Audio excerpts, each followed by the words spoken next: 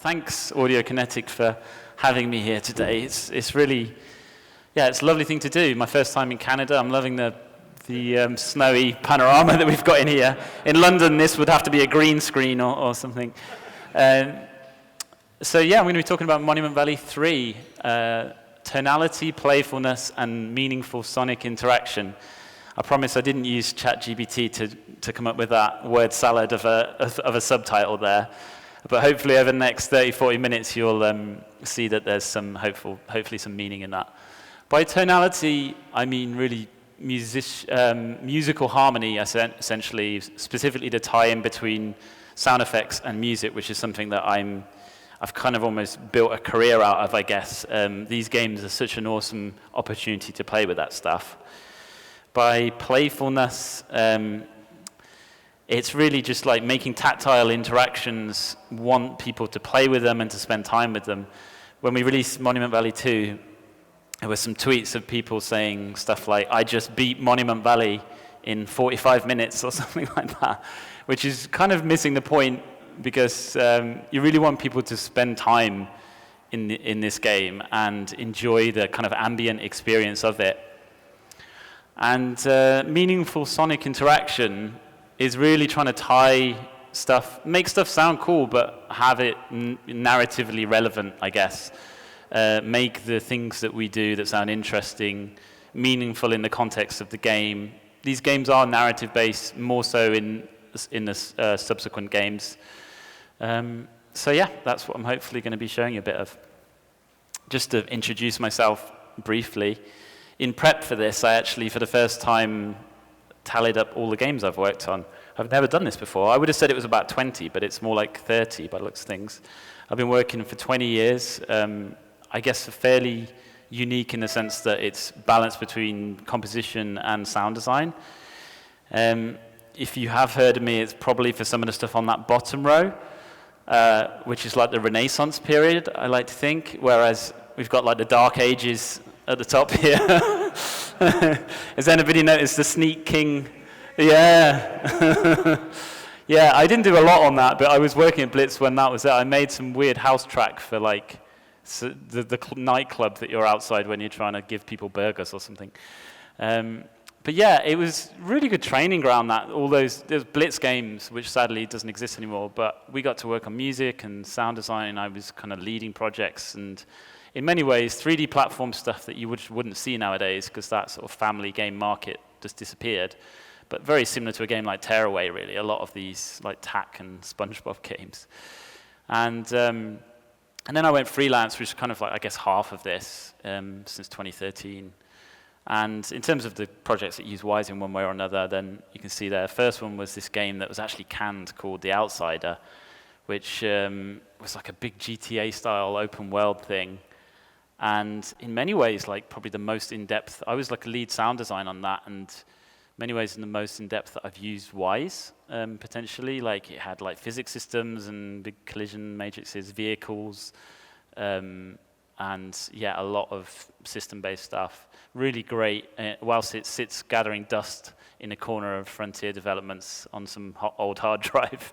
It was a great project to learn Wwise, I guess. And then, the bottom row is kind of the stuff that is Monument Valley 2 kind of made my career in many ways because it was a game that a lot of people played, Alto's Odyssey, a lot of stuff with Media Molecule. And that's me. And just in case you haven't heard of Monument Valley, it's this isometric kind of puzzle game. I really love this image. It's Ken Wong, the art director, actually made this as a concept image when they were just thinking about what game to make next, whenever it would have been 2012 maybe. And what a cool kind of example of like describing a whole game in a single image, really. It still looks pretty much exactly like the games do now, which is incredible, really. You can imagine that little character ascending those staircases and the steps and trying to get to the plinth or something. And the game that has now been around for 10, 15 years, it looks much the same as that. A lot of it's based around these impossible geometry, like this Penrose triangle, and which I guess this image doesn't really have. And yeah, a lot of nice puzzles based around impossible connections. With an isometric view, the lighting and shading suggests, I guess, depth, but you're just as close to the camera. It's really sort of on a 2D plane. Nearly 100 million downloads, I think, across the 3 games, which is pretty good. Really, a lot of people have seen and played the games, which is amazing.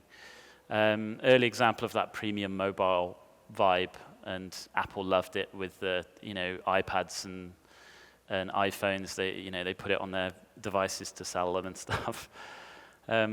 This like elegant minimalist aesthetic, as I said, being able to sort of sum up a game in one image, I think is not many games you can do that, but it really is that kind of thing. Reaches beyond gamers. It's the game that you would show to your gran or your grandparents that they might actually show some interest in, and kids love it and stuff, as well as hipsters and people in their millennials, Gen Zs, maybe, probably not actually. Bit of a pop culture influence. It was on House of Cards and stuff, and I don't know, I can't help but think those in Squid Game, I don't know if you've seen that, those kind of hall of staircases with the colorful things in the middle, that was subconsciously in the back of people's minds. A bit of Monument Valley influence there. And yeah, it just has this art and design pedigree, which is really nice. They always talk about each level looking like a printable poster, and to some degree, from a sound point of view, each level being a bit of a sound installation of sorts is part of the goal. And for this third game, it's worth mentioning it was a collaboration with Lucy Treacher, who's been absolutely fantastic. I did the second game all by myself, against my better judgment. I think it was really tough at the end of the project to actually cover everything. The team was maybe about 15 people. But yeah, I've got a little 2-year-old now, and he was 6 months old when this project started. And I knew I didn't want to do it on my own, and kind of took a risk with Lucy because it was her first game. But she was incredible, and she really took responsibility for really half of the game in a way that I wanted. We do all the music composition, all of the sound design, all of the implementation. I gave her a crash course in Wwise in 1 week, and she picked stuff up and just has a creative voice. We'd played music together and done some gigs together before, and I'd heard her composition work just getting stronger and stronger, and I just took a risk that she had that work ethic and the creativity that would sort of slot in well with this project, and it definitely paid off. This is us at Aerodal Studios recording a 17-piece string section. Oh, that's weird. Did it disappear? Oh, it was never there. That's me and Lucy at Aerodal Studios recording a 17-piece string section, which was very much on her to sort of having the more kind of classically trained experience to make that stuff happen, and it really elevated the sound of the game, I would hope. And this whole the approach to audio is very much an exercise in minimalism. This is definitely not a technical talk. It's, if anything, it's trying to do a lot with a little. And it's a testament to just having, if you can convince your small team to use Wwise, again, as a team of a core team of sort of 15, 20 people. MV3 went up to maybe 30 towards the end. But yeah, if you've got events and parameters hooked in, given that events can control states, given that parameters can control switches and stuff, that's kind of all you need. And so most of what I'm showing is, some of it might seem fairly hacky, having worked on bigger projects myself, but you can just be fairly broad stroke creative about the way you do stuff. And it's more about building these little sound installations, I think, than it would be in other games. And really just all I want to do today is, because the beauty of this game, the portability of it, I've got the whole Unity project and the Wwise project, the game's just running. So just to play it and to talk about a bit of what we did, really, and some of maybe the fun implementation things. But it's definitely not rocket science, and it's more about the kind of bigger picture. I mean, I can't believe I've got this far into talk without using the word holistic, but that is again my vibe, and I've sort of again built a career out of taking that approach. The more that I work on games of all kinds, I don't personally believe that it's about individual assets so much as it is about the bigger picture and how things all slot together. And yeah, I remember hearing someone talk about like not really listening to stuff in a music track soloed because it's not as useful as you think it is, you know. And yeah, if you're trying to judge a sound based on it without in context with whatever it's going to be in context with, then that's really how to kind of cut through the crap and try and make something sound good, I think, hopefully. So yeah, I mean, that's all my slides. So let's get out of this presentation nonsense and have a look at the game.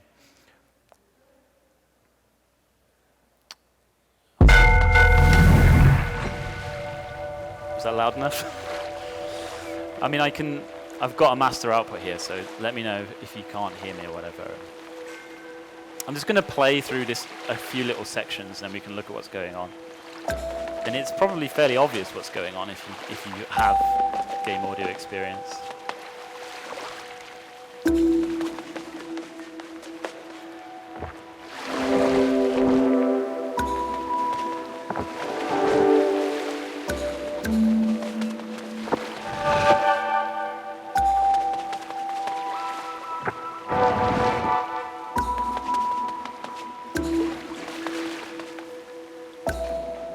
So this is just like a really early game tutorial for these kind of dragging objects.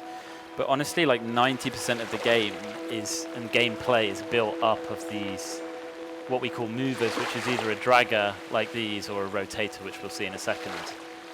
And these, you can see down here, on MV2, we actually set all the events and stuff on this game object itself, whereas I introduced the idea of like a preset, like a mover audio preset for the third game, which made it a lot easier to swap out layers, and you can have many of these presets running on one mover if you like. So if you want to separate your rocky and your watery layers, and you can also build a bit of a library, which we did. You can quickly kind of drag in a few layers and get one sounding good, and then add some maybe bespoke tonal elements, which is exactly what's going on here. So yeah, it's super simple. You can see what's being defined here. Like you've got a start and stop event, which is you have the option to play that on interaction. So this grab layer there is playing on interaction, which you can hear little subtle. And then the other, if you haven't got that checked, then it will start the event when you start moving the object.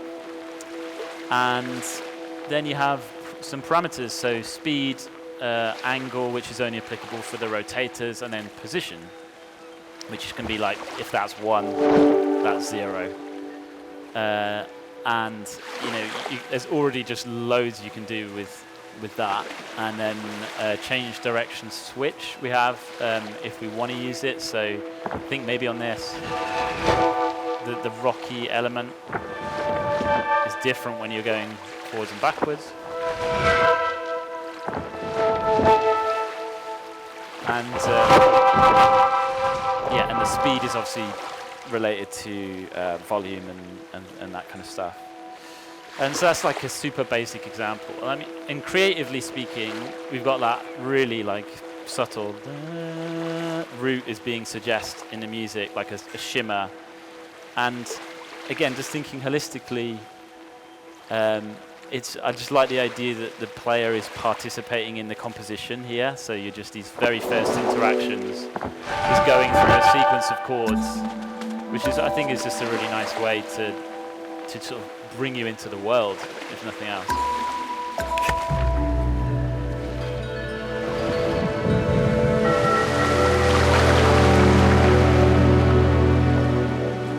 So this is an example of a rotator, and I'll just play with it for a bit and then we can have a look at what's going on.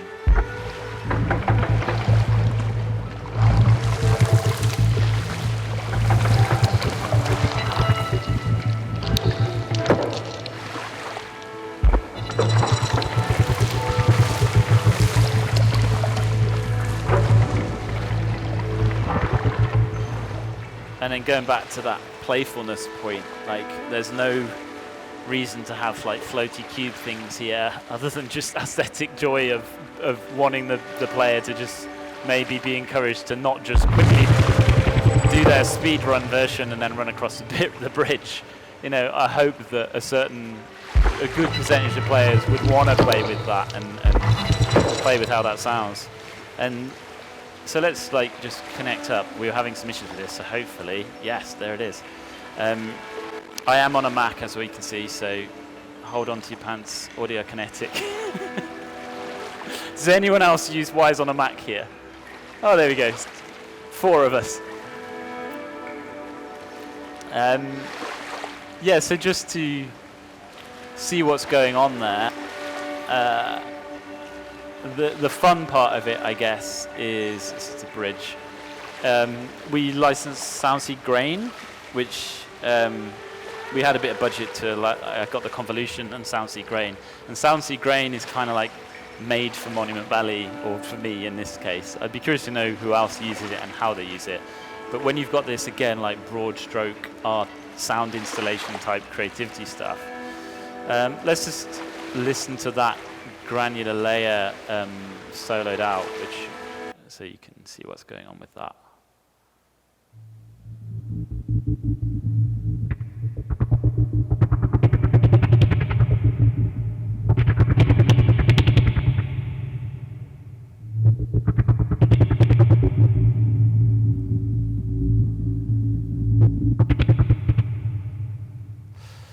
So, I mean, I can't remember exactly what the source was for that, but it's just like a drone of some kind. And you can see, if you hook a sound like that up to the speed and the position parameters, there's a lot of position randomization on that. So as you move through, it is actually, you can see the little yellow grains there are actually moving through the position of that sample, but it's not making a huge difference. The main thing that's modulating is the time between emissions, which is giving you that kind of choppy, you know, modulated tremolo style thing that's kind of really cool. But also as you get to the lower speed, it's increasing the length of the duration multiplier, which is there. So they're all set up so that I do find I have to actually zoom in forever to see where the actual curve is, but it is there. Yeah, it just, again, made for Monument Valley in some ways, just because you can get these kind of fun, granular things happening. And I've got another example of this that I can show you later, used in a kind of different way. And yeah, you've got, you know, if I was to actually mute that out, you can hear maybe some of the other. There's the sparkle layer. I'll mute that as well. So those are the tonal elements, and then on top of that, we've got. I don't know how well it's translating, but you've got mechanical layers. There's about 6-7 layers, I think, on this sound. You've got the watery layers. Given the amount of programmer support we don't have, like, it would have been cool to detect when these blocks are going in the water, but it wasn't a rabbit hole I was going to go down. And honestly, like, the way that we work on these levels, you know, this is something I'd spend really just a few hours maybe working on this particular rotator in terms of the time we have.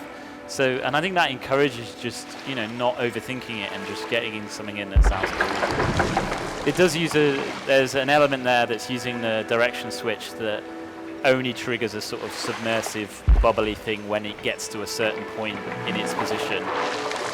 And I've got a low pass filter there, I don't know if you can hear that.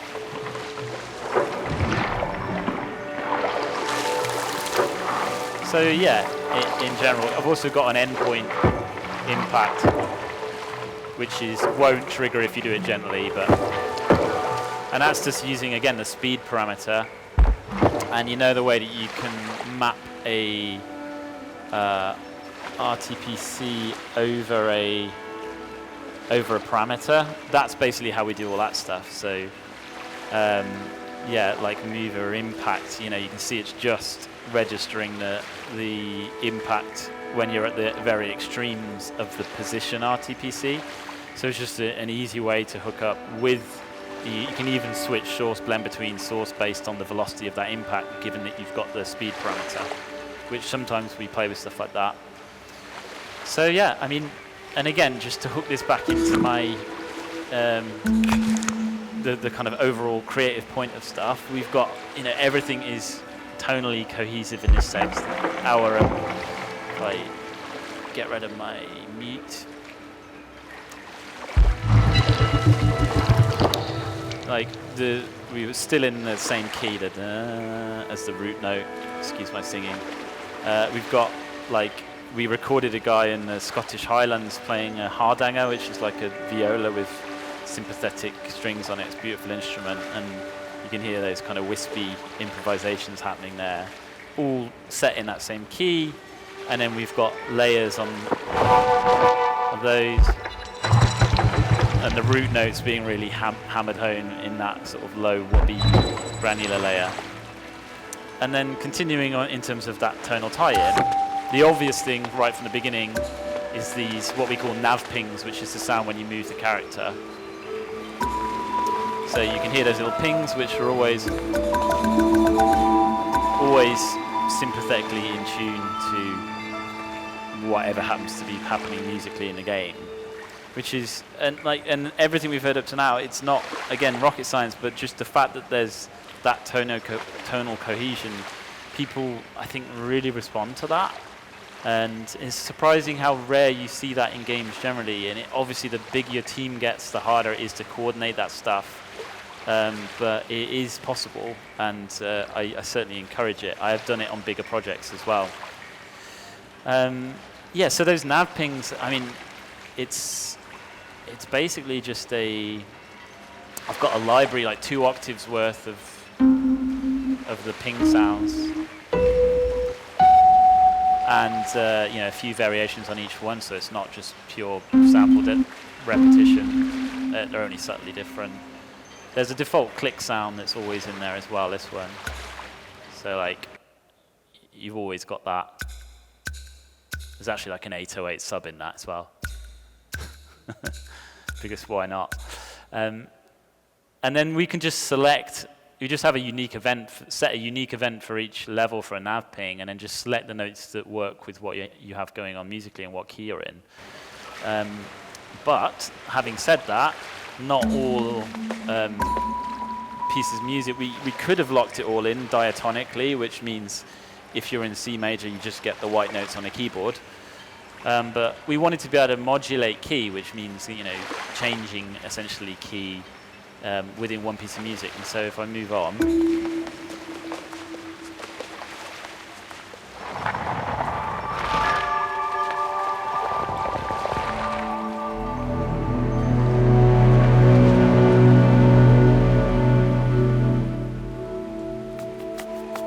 so this is one of the tracks we recorded in the string session. And kicking off a more of a piece of music to the very ambient wash that we've kind of had up until this point. And this does have really just one modulation in the track on one chord, but we just really wanted the whole game to have no tonal clashes unless it was intentional. So there's various ways we might have done that with key systems and stuff, but as you'll see, it's a lot simpler than that. I mean, if I'm spamming this at the moment, you get a change coming up in a sec. So that wasn't actually a key modulation, it's the same key, but given that I was mapping some stuff on this track, that was like an inversion, so it selects some higher notes. But the proper modulation's coming up in a second, so I'll keep hitting the nav ping so you hear that.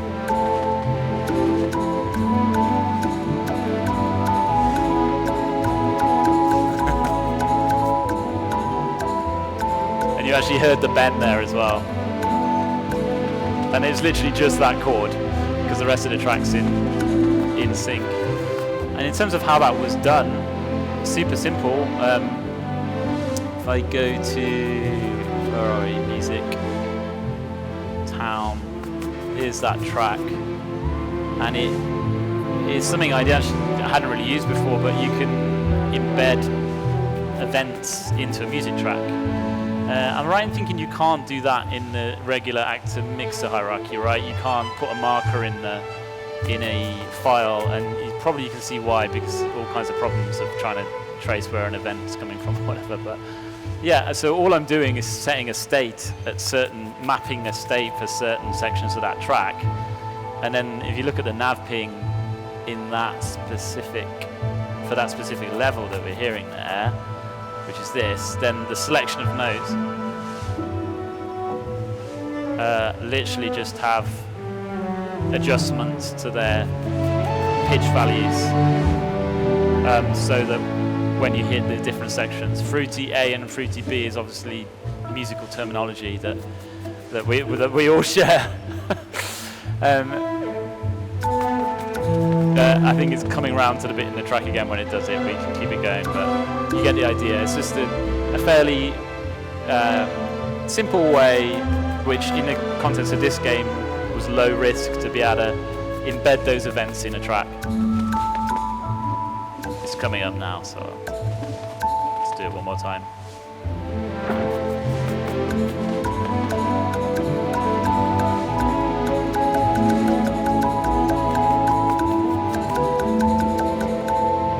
Quite satisfying. And I think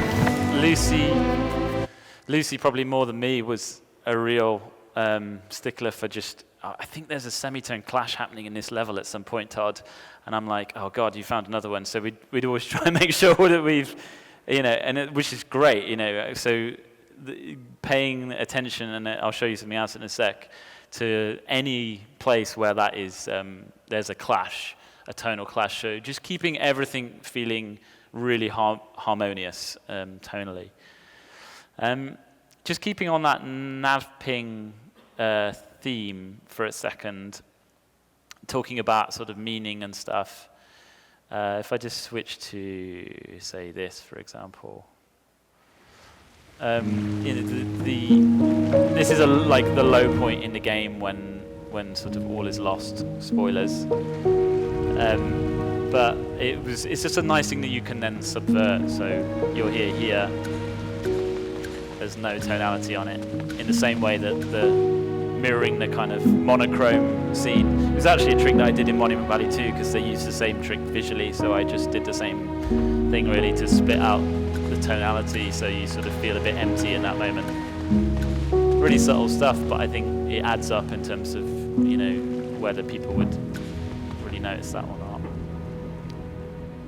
Just taking that into what we call the lighthouse, the chapter select. And this is a really nice sort of new Monument Valley 3 thing. They've always done nice things with their chapter select. And whilst you're in here, if you were to walk around, you still got a toneless version of that nav ping. And but each of these windows, these lovely kind of stained glass window illustrations, has a different ambient sort of music track, which is constructed from music that you will then hear in that level, and they all have different keys and stuff. So if we're here, if you choose to move around, which by the way probably about 0.1% of players would, because most people just go into a level, but this is again, if you adjust your ears to that key for a second.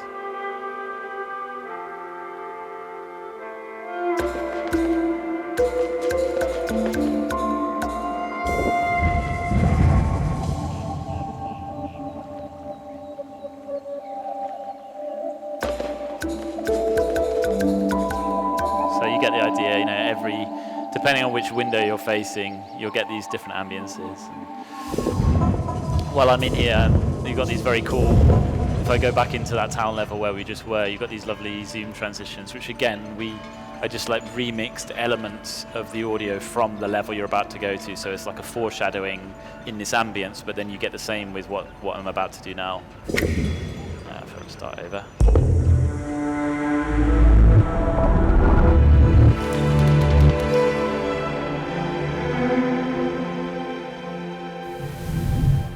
That's how you sort of enter a chapter.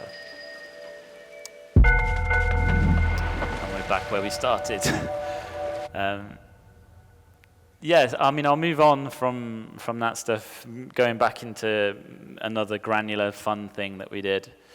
Oh, I was going to show you just how hacky that that whole carousel rotating in the lighthouse, as we call it, the chapter select, those stained glass windows. That's just another one of those movers, basically, the mover objects that you were dragging around to solve puzzles at the beginning. So in terms of how I'm adjusting the notes of those, then it is literally just an RTPC of the position of that carousel, and me painstakingly drawing in curves. I'm sure there are easier ways to do that, but this was a fairly late addition at the end of the project, and it works. Unfortunately, they did toy with the idea of adding extra chapters at some point, which obviously broke this a little bit, but then, the way that you can scale the range of an RTPC value range and choose to stretch it or not, then in that case, I could remap these same curves to work over a bigger positional range. But yeah, pretty simple stuff, really. Yeah, just playing a bit of another level. So if I actually go into it from the chapter select.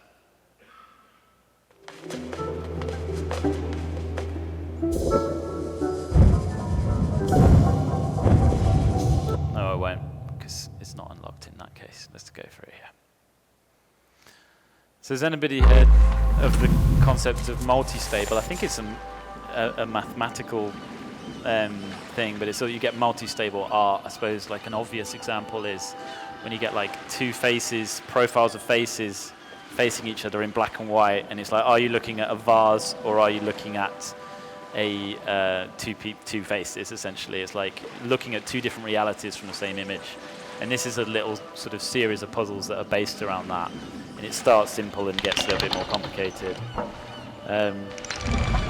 This is just conceptually a really nice one where you've got day and night. So you're here, we're in our nice daytime ambience here.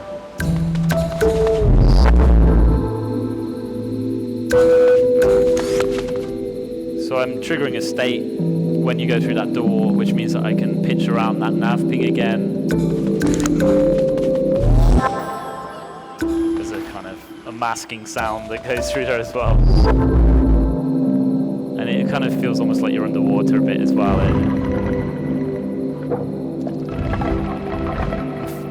Also just adjusting, with the same state, adjusting various elements of this interaction.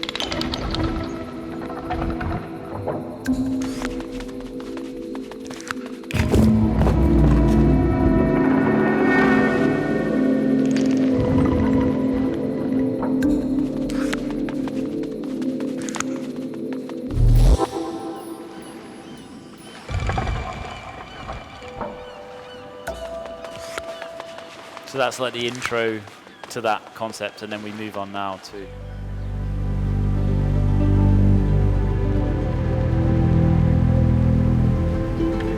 another nice thing with Monument Valley. So that fade that just happened then, just the fade out to that grey colour, I actually implemented that, and we were given autonomy to make changes to that stuff. So if we wanted to make more of a musical moment out of a transition between what we call chunks, which is sections of a level, then as audio designers we had full autonomy to change the timing of those. I even set the color of it in that case, and the artist didn't seem to mind my color choices, so it was okay. But really useful, like, easy to underestimate how useful that is, and if you want to paste something. So we're given like editing autonomy to some degree. It was something that I had on Monument Valley 2, really because no one was owning that stuff, and I was like, can I make this longer? And they were like, yeah, go for it, get in there. And so, yeah, really nice collaborative thing. So what you're hearing now is like a little guitar improvisation that I pretty much like one take recorded an idea and then layered a couple of things over it. And you'll see that it gets subverted somewhat in a second.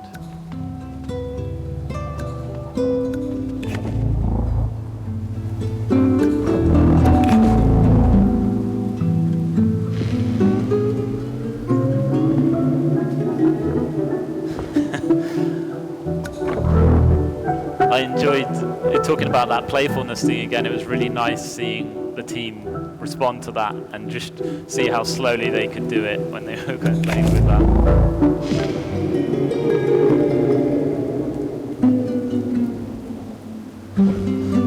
And so what you're actually hearing when you're up here is the exact same guitar track that you're hearing in the when it's in the lower position, but it's just a like granular edition of that. So it was still good to connect. Yeah, you can see those little yellow grains graining away there. So I just imported the whole track. The whole thing pitches up a fifth, so you're getting that weird transposition from the original key up to the fifth. I'm also doing some stuff like automating the reverb send on the initial one as well as you go up, so you get that really, it echoes out, it pitches up, the volumes are inverted on the two. But yeah, the granular procedural, I mean, just kind of listening to that, obviously it's never going to repeat. You're essentially building a procedural piece of music out of just using a grain tool on that track. And the final kind of hook, going back to my meaningful sonic interaction thing, I really like the metaphor that what you're actually doing here is bringing two realities together. And I'll play the rest of the level so you can see that. And in the same way that, yeah, you have to see this level from this geometry from two different perspectives. So if I go through here, if you can now adjust your brains to go down that ladder, whereas before we were going down it this way. Can everyone see that with their brains? Because I struggle sometimes. And yeah, metaphorically, seeing that same piece of music in two completely different ways was a kind of nice little tie-in.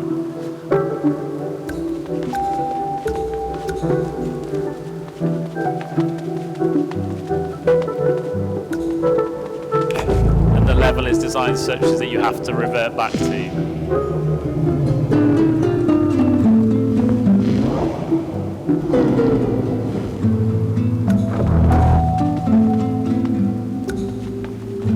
And then you complete that chunk.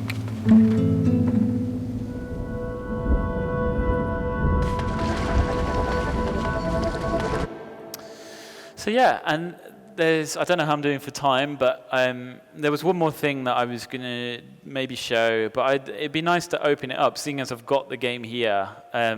I can take questions, or I can give you some options of stuff that you might or might not want to see. The only other thing that would be nice to show a bit of is some of Lucy's work with the interactive music side of things. This level is a beautiful level that, let me access it here so I can reset the progress. It's probably the first time in a game where you sort of subvert the art style in a heavy way. So it was a good opportunity to subvert a lot of the common sonic elements and just do a complete bespoke treatment on it. So it's this level, and it has this papery aesthetic, which you'll hopefully hear embedded into everything. Does that mean?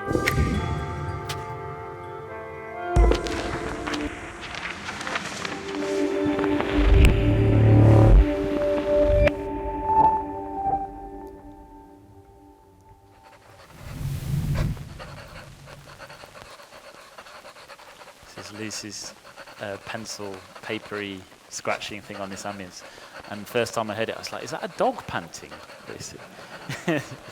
And then she revised it just in case. I'm sure it was just me.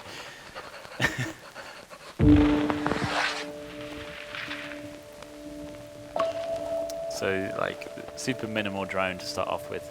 I guess what's different interactive music-wise with this is just the granularity, not in terms of granular synthesis, but just in terms of how granular the changes through a track. Again, moving through a composition with the player's actions you know, if you're working on a game that has like combat music and cooldown states and all this kind of stuff, then you tend to be working in bigger time frames, whereas you can really get, as you'll see,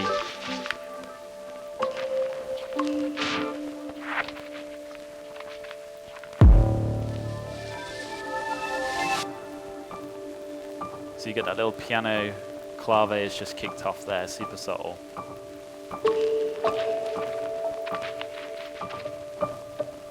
And then there's a bookmark when you go through that door, so it's introduced another little polyrhythm.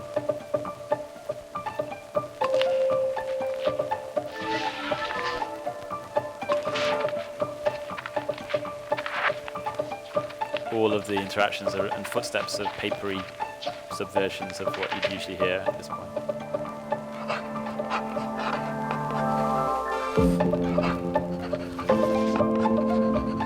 This was actually one of Lucy's first demos for the project, musical demos, and it was sort of, I love that when the first thing you do encapsulates some emotion and excitement about working on a project. So this level, much later, maybe a year after, was a really nice vessel for that piece of music. I'm just going to debug through this a bit.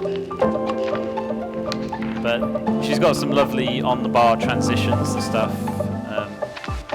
And then as you get onto these more complex things, then she has various stems set out in... I'm not actually going to jump into that because you'll hear it. So like different percussion layer depending on the position of that. Given that you can send, there's something I probably didn't mention on these draggers and movers, you have the game object scope RTPCs, but you just have another 3 that you can set a global scope on. So if you want to modify ambience or music that's playing in another game object, then as this is. And then as you solve your way through these puzzles, so that's actually now modified through a state, the stems that you're switching through. So it's different stems on the lower half of the puzzle. Oops.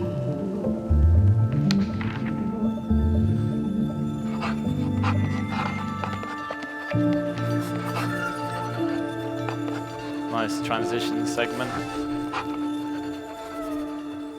And you get a lovely ambient hold state here. And this is quite a tricky puzzle, one of the first difficult puzzles in the game.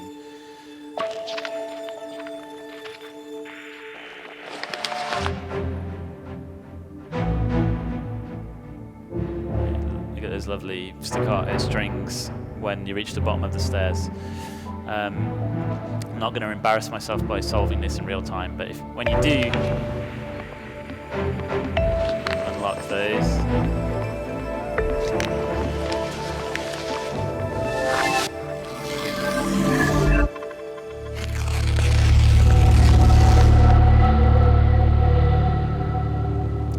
the paper tear sound, that was a late addition. It wasn't there, and I didn't really interfere with anything that Lucy did because she does such an amazing job, but it was just a suggestion at the end. It was like, we may as well, given that you've sort of got this papery level and it's sort of tearing a hole in the reality of the scene. So this is a mandala sequence, which, you know, I chose not to cover in this, but you'll see a more bespoke scripted sequence that does have bespoke audio implementation.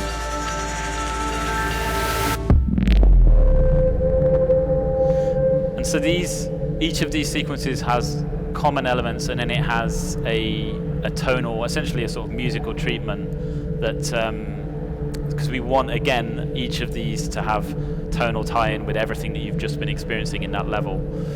And then we've got these interactions which are really fun. There's like a draw speed parameter, there's a radial position parameter.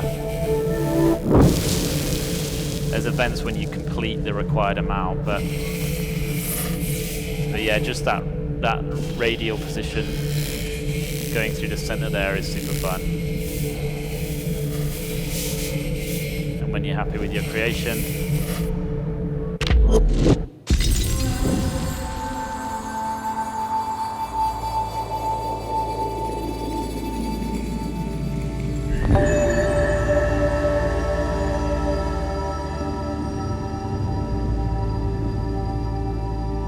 go. And that's all the stuff I kind of had to show you today. I think we've got 10 minutes if you want any questions. If you want to see anything, any questions about what I've been doing. There's a lot more I can show, but we've only got so much time. But yeah, thank you.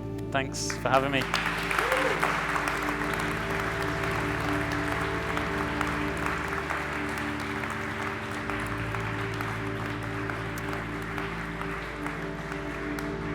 So there's a rather intimidating microphone here that I think people need to come up and ask their questions at. I know what it's like with these things. I don't love asking questions, so if you want to ask me stuff afterwards, this guy doesn't care. As well. Hello. Hey. Very, very beautiful. I just wanted to ask a pretty simple question, actually, but I think you might have a pretty interesting answer as well. So where do you start? Like when you look at the level, you know, do you have some sort of concept art going on?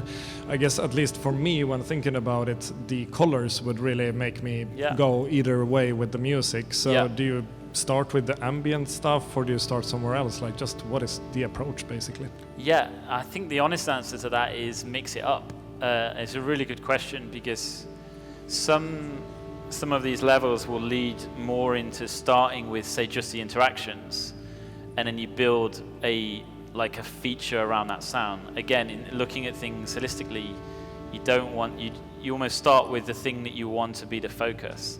And there'll be other tracks that just are playing more of a piece of music. So you start with putting that piece of music in, trying to get that to feel good. Maybe then seeing what ambience can fit around that, like environmental ambience. But there's quite a lot of these levels. We've done a whole bunch of these mini puzzles for some sort of DLC type post-launch content as well.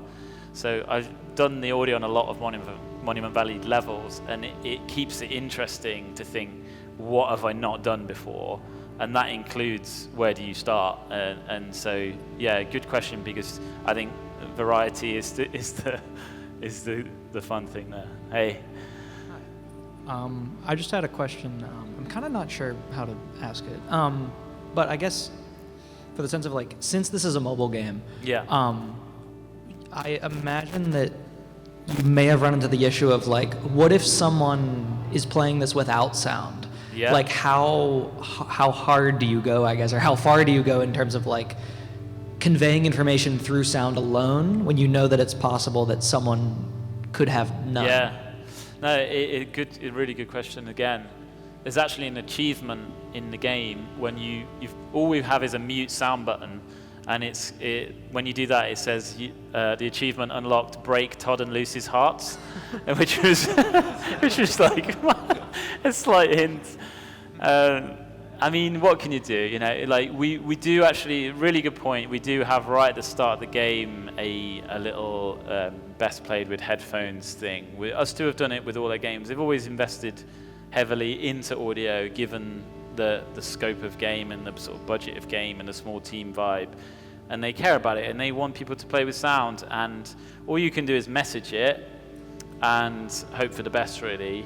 I mean, yeah, some people might play it on the tube with the sound off and just enjoy playing the puzzles, but all you can do is try and message. We have an analytic in there, and it's about 10% of people that play with headphones, which you could think of as depressing, but when it's 100 million people, I'll take that. Thank you.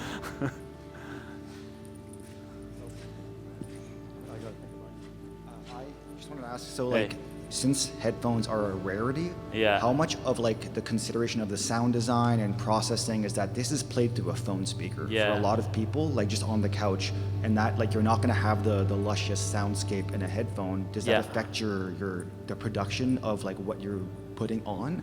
Understanding that, or do you try to go big anyway? To be honest, my philosophy with that, with any game, for the most part, is that like a good mix is a good mix. And it's cool that games have, you know, if you play a Naughty Dog game or something, you'll see the dynamic range options that they have. But yeah, I'm like of the opinion of like a good mix is a good mix. And I did feel like the sub one sort of frequencies, 100 hertz and lower, were more available given the proliferation of good headphones or good earbuds, and even your Apple AirPods, whatever, they sound all right. I did a lot. I bought a couple of pairs like of Sony and earbuds, whatever the top of the range was, and I'm like, this is my best case scenario. And so I mixed the game mostly on headphones, or constantly referenced it in and out. So yeah, I don't think, I'm very picky about low frequencies, and we use the Wwise mastering suite just to kind of make sure there is a bit of a low cut there. Most of the assets are mastered pretty well, hopefully anyway, but yeah, but just as I would with a music track anyway, and so yeah, a good mix is a good mix is my general feeling with that, and I hope that you can't account for the fact that it's a little phone speaker, Hey. Less of a question, but more like just would you discuss your collaboration with the programmers? Yeah. So Wwise obviously gives us a good middle to start off with, but yeah. like, let's say there's game calls that are not showing up in the profiler. Yeah. Like how do you say like there's a VFX and I want the explosion to yeah. sync it in this way if it's bells or whatever. Like how much? Can you just talk about how interacting with the team, what kind of things came up, or you have any tips or whatever? Yeah, well, what I didn't show was what I've got on screen now, which is a bespoke sequencer that we use to implement kind of everything, really. You can see Wwise events hooked up here, so that's a game start node. It's just a super simple visual scripting thing. So in terms of if you go on a button, if you go through a door, if we want to put in a trigger volume, that can all send to a bookmark, which is any one of these little nodes here, and then you can trigger Wwise events from that. So then the combination of this, so same with any camera pan, a lot of choreography, if you like, and animation is actually done, because it's pretty simple, and that is done through this sequencer. And you can see that running, if I'm in that level, you can see that it's just run the start events and stuff. And you can put delay nodes in there and various stuff. It's like a really simple way. So that, again, like fulfills a big part of our ability to just self-implement everything. But in terms of program interaction, really, we had a support. Manesh Mistry, who has been with us too since the beginning, he's really audio savvy, and he always champions it. And it was through him that we were really able to license Wwise, and I taught them into it for Monument Valley 2. And yeah, we don't get a lot of time and a lot of bespoke support. We have to. I didn't show the boat. That needed a bit of stuff with just speed and angular velocity and stuff.